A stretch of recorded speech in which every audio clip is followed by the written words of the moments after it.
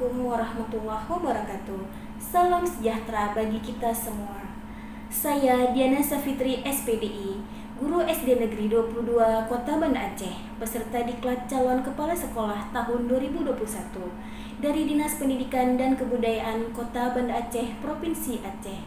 Pada kesempatan ini, saya akan menyampaikan laporan terkait pelaksanaan kegiatan diklat calon kepala sekolah yang diselenggarakan atas kerjasama LP2KS IPS dan LPMP Aceh. Kegiatan ini terdiri dari 4 tahap, yaitu On the Job Training 1, In Service Training 1, On the Job Training 2, dan In Service Training 2. Pada tahap On the Job Training 2, calon kepala sekolah melaksanakan magang di 2 sekolah, yaitu Sekolah Magang 1 yang merupakan sekolah asal calon kepala sekolah, dan Sekolah Magang 2, tempat calon kepala sekolah mengembangkan kompetensi yang masih rendah berdasarkan hasil analisis kebutuhan pengembangan keprofesian atau AKPK.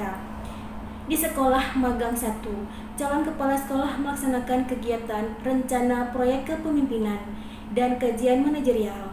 Dan di Sekolah Magang 2, calon kepala sekolah melaksanakan kegiatan peningkatan kompetensi dan kajian manajerial. Selamat menyaksikan.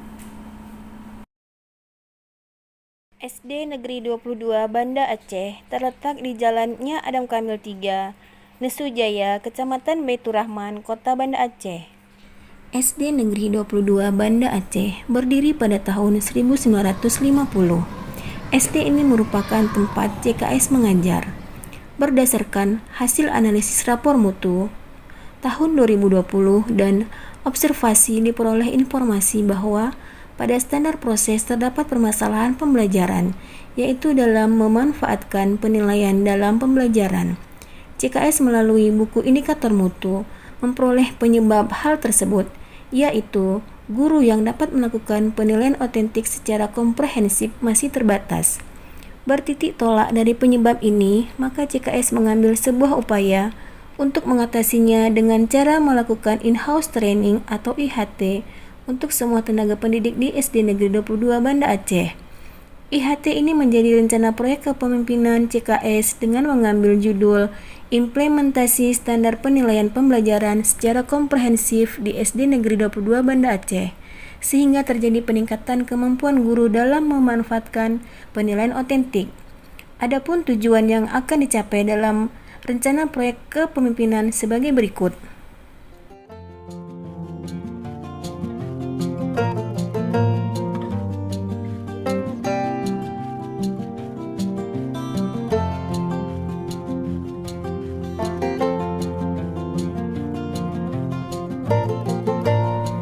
Dan indikator keberhasilan yang akan dicapai dalam penelitian RPK sebagai berikut.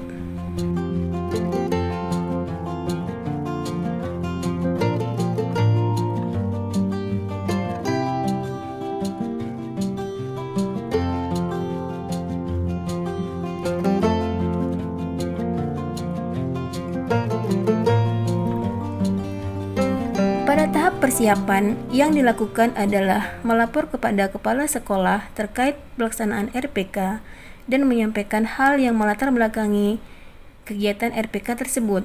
Selanjutnya, melaksanakan sosialisasi kepada kepala sekolah dan Dewan Guru SD Negeri 22.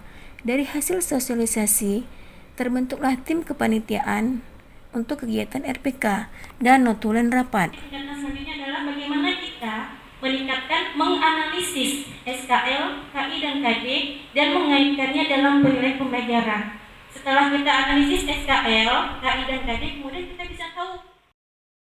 Bersama tim panitia, calon kepala sekolah menyusun surat undangan untuk narasumber, surat undangan untuk peserta IHT, buku panduan kegiatan, buku materi, dan instrumen kegiatan RPK lainnya sebagai berikut.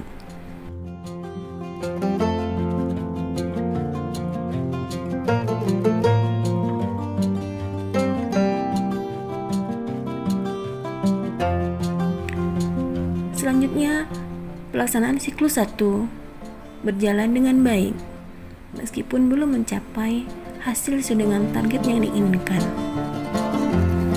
Setelah siklus 1, maka disusun kegiatan siklus 2 IHT. Pada siklus 2, kegiatan difokuskan pada pembimbingan pembuatan perangkat penilaian sebagai berikut.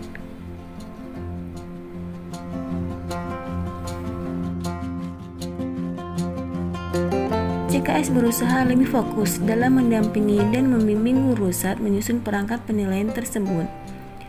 Hasil dari pelaksanaan rencana proyek kepemimpinan sebagai berikut.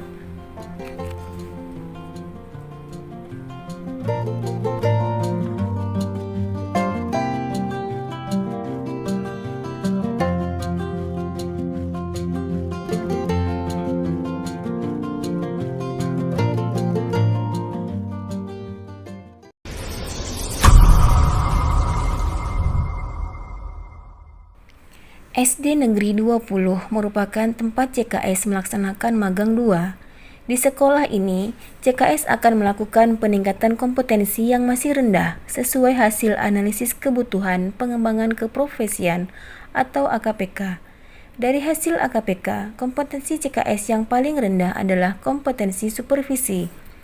Pada tahap persiapan, CKS melapor kepada Kepala Sekolah Magang 2 yang merupakan mentor 2. Selanjutnya, CKS bersama mentor 2 membuat kesepakatan jadwal kunjungan untuk proses pembimbingan kompetensi supervisi.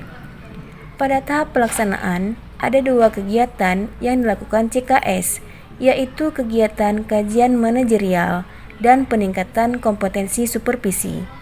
Pada tahap ini, CKS melakukan kegiatan melalui metode wawancara, observasi, dan studi dokumen. Pada pelaksanaan peningkatan kompetensi supervisi yang dilakukan adalah sebagai berikut.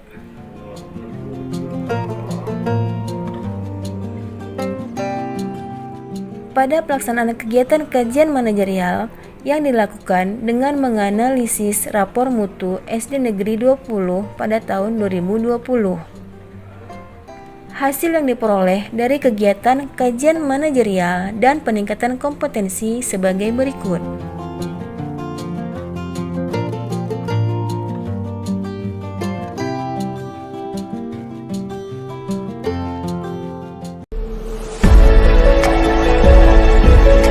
Assalamualaikum warahmatullahi wabarakatuh. Saya Asnaini SPD MPD, Kepala SD Negeri 22 Kota Banda Aceh, sekaligus mentor 1 kegiatan Diklat Calon Kepala Sekolah untuk Ibu Diana Safitri SPDI. Saya menyampaikan beberapa hal terkait pelaksanaan rencana proyek kepemimpinan atau RPK Ibu Diana yang merupakan calon kepala sekolah di Disdikbud Kota Banda Aceh tahun 2021 ini. Bagi saya, kegiatan ini sangat bermanfaat karena ini adalah tugas utama seorang guru. Adapun manfaat yang sudah saya dapatkan adalah yang pertama, menyusun kriteria penilaian pada sikap spiritual dan sikap sosial. Menganalisis tadi, menyusun visi-visi soal dengan menggunakan kata operasional yang tepat. Saya sudah mengikuti house training implementasi penilaian otentik secara komprehensif oleh calon kepala sekolah yaitu Bu Diana Safitri. Banyak sekali manfaat yang saya dapatkan dalam membuat penilaian, mulai dalam menganalisis KD dan juga saya menyusun kriteria sikap spiritual dan sikap sosial, dan kami juga membuat visi-visi dengan menggunakan kata-kata Saya sangat senang dan gembira karena ini menyampaikan nilai yang harus kita capai dan menjadi motivasi dan semangat untuk belajar. Wali siswa sangat senang, pun semangat anak saya belajar di sekolah. Terima kasih guru yang sangat luar biasa. Assalamualaikum warahmatullahi wabarakatuh. Demikian tadi hasil paparan kegiatan on the job training 2 Diklat Calon Kepala Sekolah tahun 2021 di Kota Banda Aceh. Terima kasih dan wassalamualaikum warahmatullahi wabarakatuh.